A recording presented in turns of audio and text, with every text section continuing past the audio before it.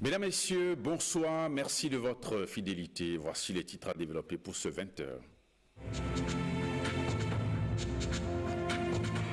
Le procureur de la République se prononce sur les gros dossiers du moment, la saisine de cocaïne au port de Cotonou et l'affaire Ségub liée aux véhicules d'occasion. Badirou Lawani apporte des clarifications sur ces dossiers. Stratégie pour une meilleure prise en charge en matière de santé mentale. Les spécialistes se penchent sur le rôle de la sexualité et de la culture dans le traitement des maladies mentales.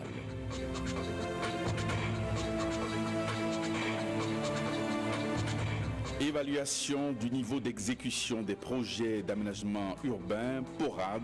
Le comité interministériel de suivi s'est réuni ce mardi dans le cadre de sa première session à Cotonou. Merci de votre fidélité. Point de presse du procureur de la République, Badirou Lawani, s'est exprimé sur les sujets de saisine de cocaïne au port de Cotonou et sur l'affaire véhicule d'occasion. Le procureur a apporté des précisions sur la procédure judiciaire en cours. Reportage.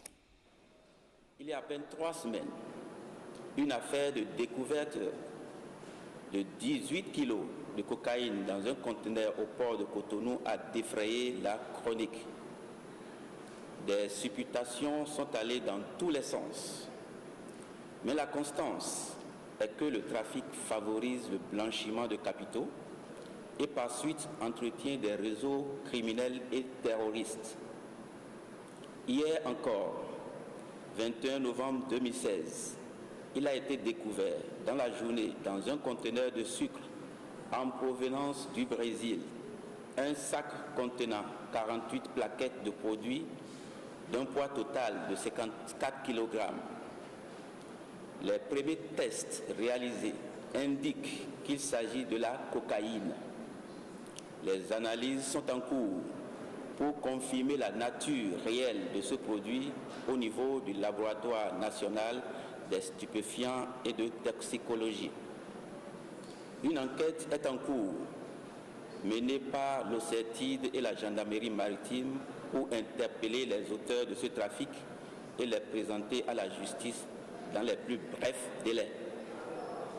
Au-delà de toute considération, le constat est que ce trafic trouble l'ordre public, économique et social de notre pays et impacte négativement son image. Cette situation nous interpelle tous. Pour sa part, la justice béninoise compte jouer son rôle dans la répression efficace de cette forme de criminalité. Le dossier Ségub, après le dépôt du rapport d'expertise qui a constaté que des irrégularités et des malversations ont été commises par certains acteurs intervenant dans la filière des véhicules d'occasion, le parquet a chargé la sous-direction des affaires économiques et financières, SDAF, de mener une enquête. À l'issue des investigations, une trentaine de personnes mises en cause ont été déférées au parquet le 16 novembre 2016. Une information a été ouverte contre ces personnes devant le juge du 5e cabinet d'instruction qui, après les avoir inculpées, les a renvoyés devant le juge des libertés et de la détention. À l'issue des débats, devant cette juridiction, 6 inculpés sont placés sous mandat de dépôt, 24 autres sous contrôle judiciaire, dont certains après avoir soit librement payé la moitié du montant mis à leur charge, soit affecté un bien immobilier en garantie conformément aux tests en vigueur. L'information suivant son cours, l'opinion sera située sur la responsabilité incombant aux différents inculpés. L'opération de déguerpissement de l'espace public, l'étape de marquage est pratiquement terminée, mais alors une question, quel aspect présenteront les villes après des déguerpissements? Rosemonde Tchakpe et Jérôme Moubo sont allés enquêter sur le terrain. Voici leur reportage. Le déguerpissement des espaces publics est une décision gouvernementale du 15 juin 2016. À ce jour, la phase de marquage démarrée depuis 2 semaines est pratiquement terminée. Il y aura la supervision, la phase de supervision qui va passer pour valider le marquage, pour rectifier là où il y a quelques petites erreurs et forcément continuer donc à inviter les populations à dégager librement. Parce que c'est la phase d'enthousiasme aujourd'hui, c'est qu'on espère vraiment que à partir du 1er janvier, qu'il y ait très peu de gens qui résistent encore à cette occupation. L'opération s'étend à d'autres villes du Bénin. Pour les autorités, tout le monde sera satisfait puisqu'il y aura désormais des villes qui respirent. La ville qui respire, c'est une ville durable et où nos enfants ne se prennent plus dans des accidents bêtes en évitant les encombrements de trottoirs, où nos concitoyens n'ont plus d'inondations parce que les autres se sont installés sur les écoulements, où la précarité baisse, lâche prise, parce que nous allons vers une économie du tourisme et donc l'écotourisme est porteur de devises de toute manière. C'est l'économie du siècle et il n'y a pas de raison que le Bénin manque ce rendez-vous. Donc nous serons tous contents à la fin. Le déguerpissement permettrait d'atteindre un sursaut de respect du bien public. D'où cette invitation. Que les populations libèrent spontanément l'espace public. Parce que c'est de ça qu'il s'agit. En fait, l'objectif, ce n'est pas de dégager les gens.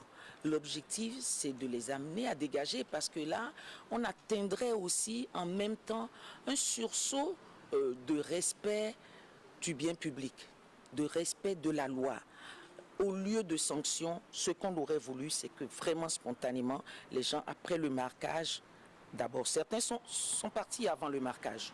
Ils savent qu'ils empiètent sur l'espace public, ils sont partis. Mais il y en a d'autres qui ont attendu le marquage. Il y a un mouvement qui est enclenché et nous sommes persuadés que ça ira dans le bon sens. Cette décision gouvernementale, conjointement suivie par les ministères, les préfectures et les mairies, arrive à exécution le 31 décembre prochain.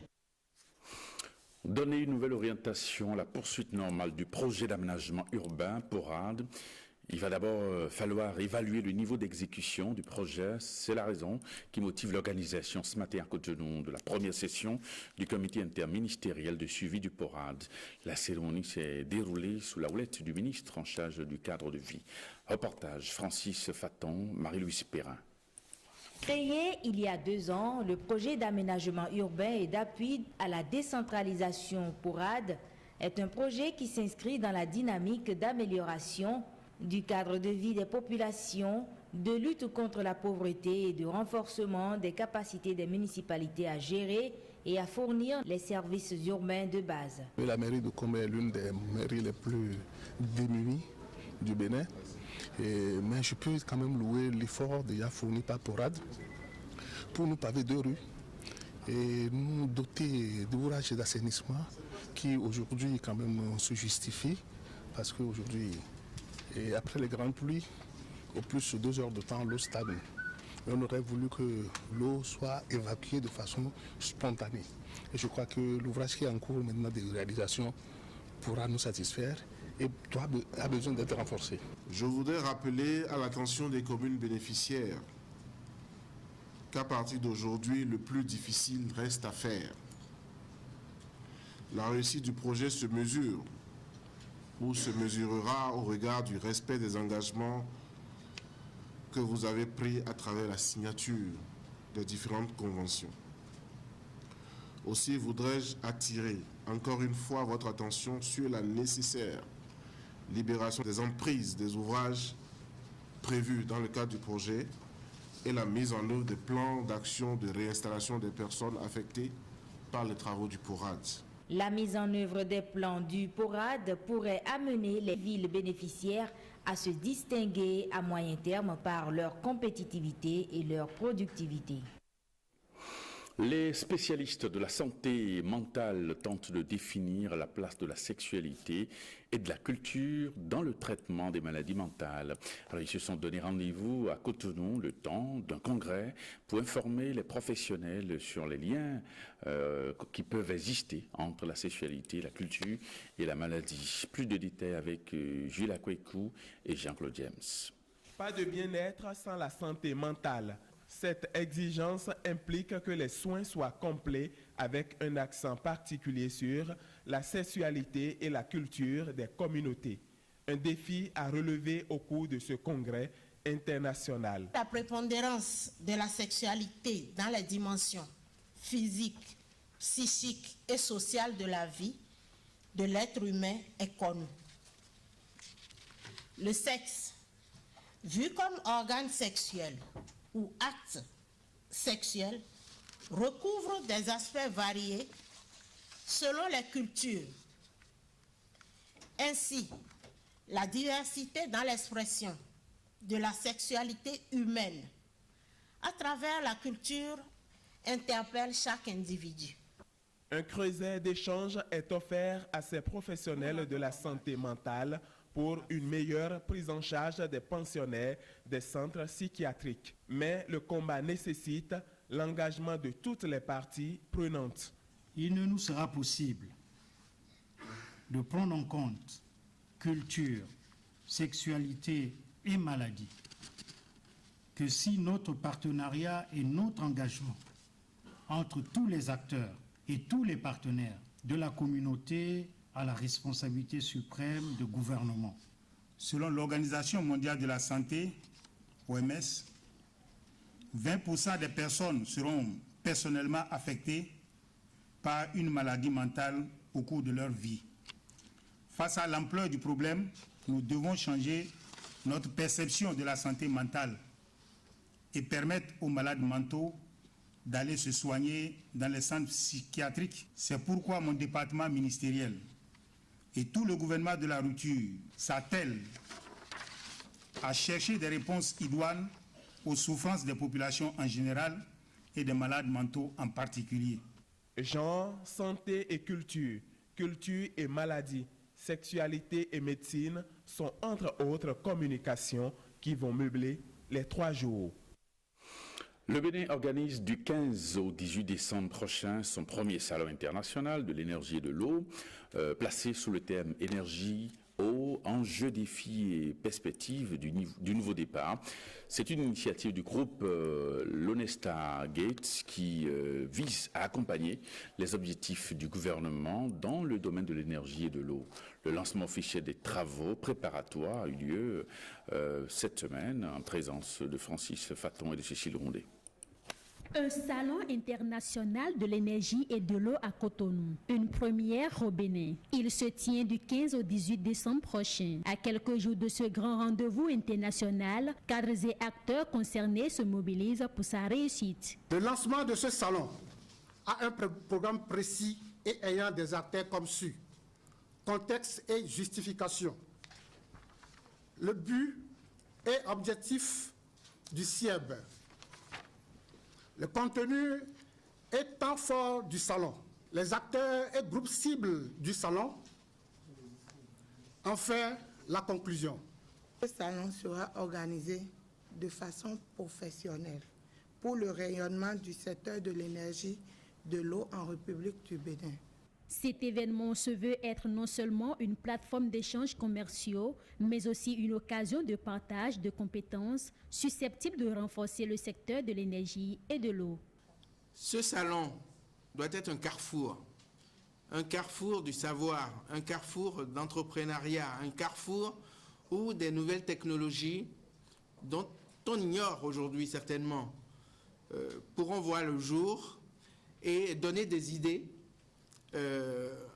à tous les acteurs du secteur de l'eau et de l'énergie pour pouvoir valoriser au service donc de l'amélioration des performances qu'on attend dans ce domaine-là.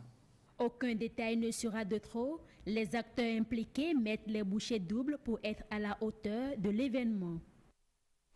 On reste dans le même secteur pour préciser que la gestion de l'énergie dans l'industrie et les bâtiments tertiaires, c'est autour de ce thème qu'a démarré ce matin une formation sous-régionale à l'école supérieure des métiers des énergies renouvelables. C'est à Cotonou. Se sont retrouvés donc 11 apprenants pour un renforcement de capacité pour une utilisation rationnelle de l'énergie. Voyons le compte rendu de Martial Guédiguian. L'énergie est un intrant cher dans la production des entreprises. Elle impacte indubitablement la production. Mais avant, une gestion rationnelle de cette énergie s'impose. Ils sont venus du Burkina Faso, du Togo, de la Côte d'Ivoire et naturellement du Bénin pour apprendre des techniques d'utilisation rationnelle de l'énergie dans les industries et les bâtiments tertiaires.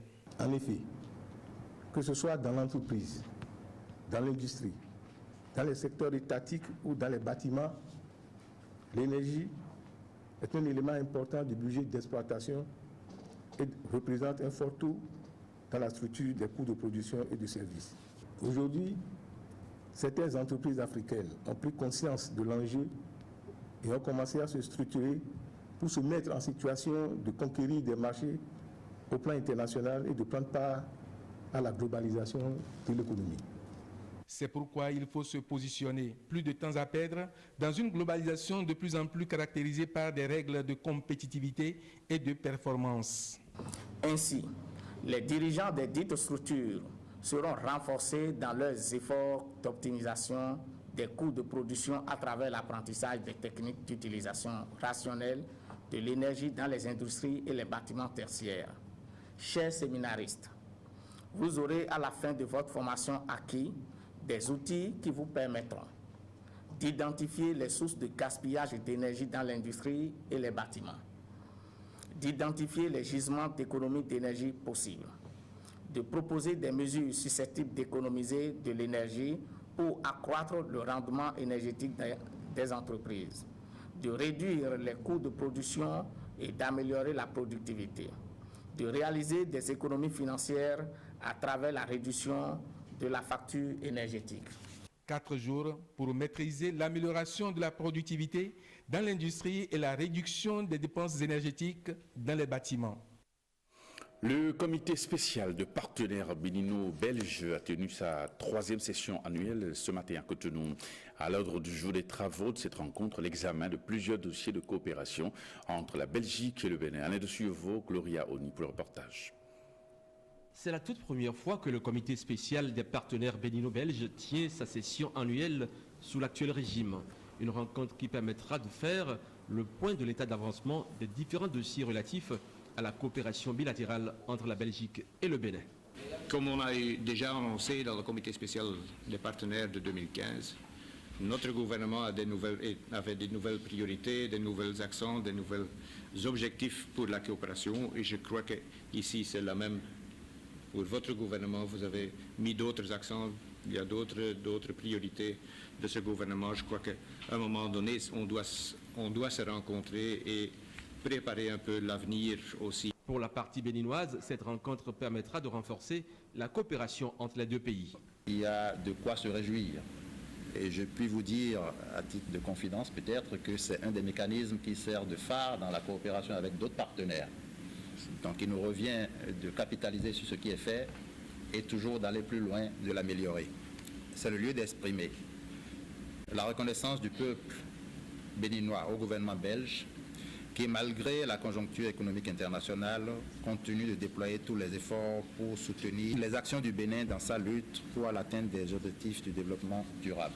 Sont également inscrits à l'ordre du jour de ces assises l'examen du point de la mobilisation et de l'exécution des fonds de contrepartie, le suivi des recommandations du COMPAR de janvier 2016 et la présentation de la situation détaillée des gaps de ressources humaines, en particulier au niveau des formations sanitaires. Il s'agira aussi d'évaluer les mécanismes de récupération des financements non justifiés et puis d'envisager les perspectives des autorités nationales sur le financement basé sur les résultats. Pascal Aïzan-Dienon vient de franchir un nouveau cap dans son cursus académique. En effet, il est désormais docteur en linguistique. Il a soutenu sa thèse hier sur le thème problématique de la didactique des mathématiques en Fongbe. Blaise Adampo et Jules Akwekou ont suivi pour nous cette soutenance de thèse. Aider le gouvernement à faire un pas vers l'éducation en langue nationale au Bénin. C'est ce que fait Pascal Komla Aïzan-Dienon. Cette soutenance de thèse propose des solutions pour l'enseignement des mathématiques en langue Fongbe. Nous avons proposé un lexique, une terminologie de plus de 100 pages dans notre thèse, ce qui permettra à tout locuteur ou non de la langue fon, de proposer des activités en mathématiques et aussi en fongbé avec cette terminologie. Nous avons trouvé de noms à toutes les figures géométriques en fongbé. Le rectangle à Patahui, le triangle à Fafahui. C'est une manière de baliser le terrain à l'enseignement et à l'introduction des langues nationales dans le système éducatif formel et informel. Le jury a déclaré M. Aïssan Diano digne du grade de docteur de l'université d'Abomey Calavi en linguistique avec la mention très honorable.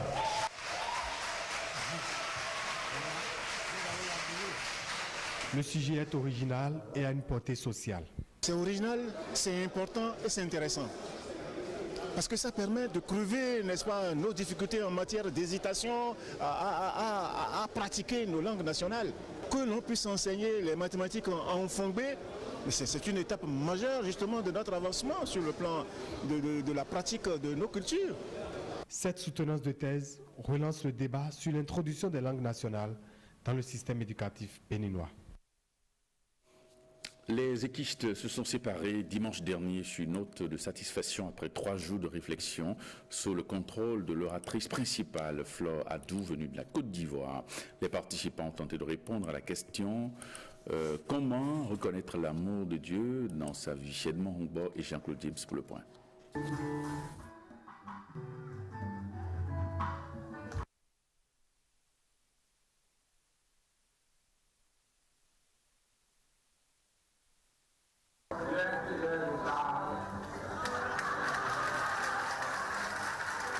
Nous avons vu que l'âme dispose de tous les outils spirituels nécessaires pour reconnaître l'amour de Dieu dans tous les aspects de sa vie. Ces outils nous aident également à avoir une vie plus harmonieuse, plus équilibrée et plus joyeuse. Est-ce que tous ces cadeaux ne sont pas l'expression de l'amour de Dieu pour nous, pour l'âme ?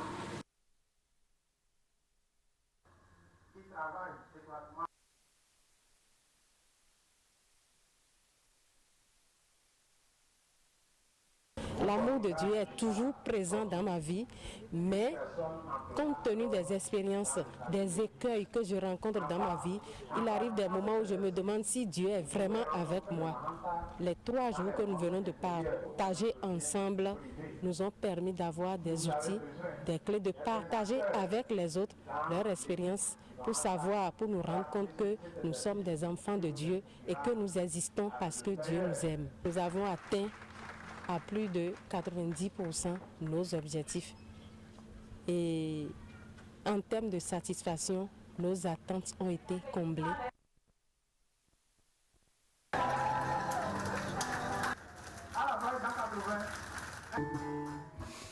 Eh bien, on parle football maintenant pour boucler cette édition avec le tournoi de l'UEMOA. L'équipe béninoise participera à cette compétition dans un contexte délicat puisque le championnat n'a pas repris chez nous. Voici l'élément que Hugues Nissounou nous fait sur ce sujet-là.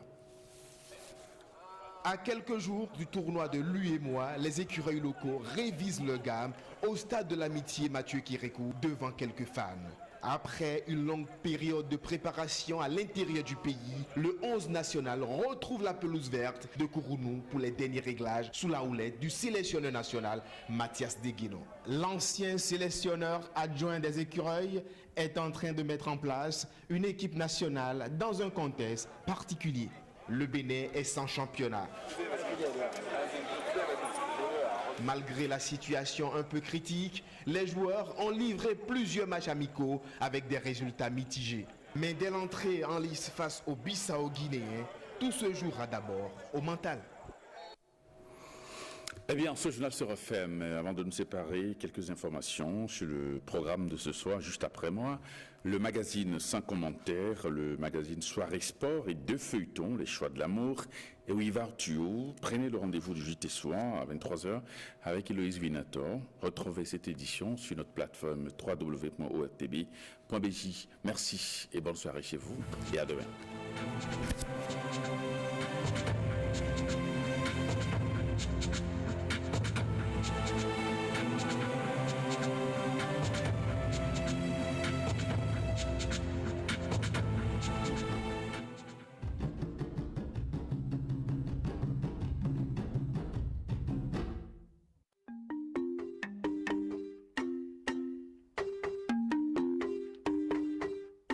RTB présente le plus grand rendez-vous de savoirs endogènes de l'année.